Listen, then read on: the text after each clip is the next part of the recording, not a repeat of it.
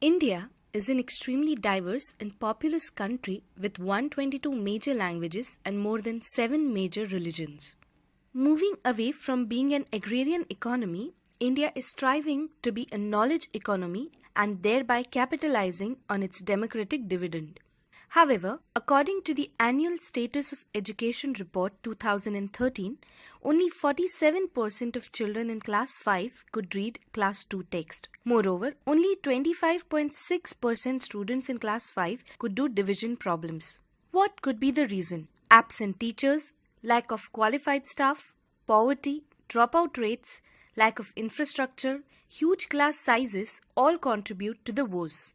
To overcome this, the Indian government has entered into projects like Android tablet distribution to school kids and partnerships with corporate companies like Microsoft to develop e-learning content. Can e-learning be the solution that India needs? What are some of the challenges it faces? To begin with, around 25,000 villages in India are yet to be electrified. This keeps e-learning out of question for them. Then there are frequent power cuts, with most of the rural households experiencing 5 to 6 hours of power cut in summers. This might only serve to increase the digital divide between the cities and the villages. Additionally, about 80% content on the internet exists in English or other foreign languages and thus is inaccessible to most rural kids. Also, the uniformity of the e-learning content could be highly unsuitable to address the diversity in the nation. Another point of concern could be the huge investment needed for e-learning infrastructure, which could come at the cost of other priorities like health and safe drinking water. Also, technologies are never philosophically or ideologically neutral. Often, the educational content conveyed by instructional technology is typically designed in the West or based on Western models and contexts, and thus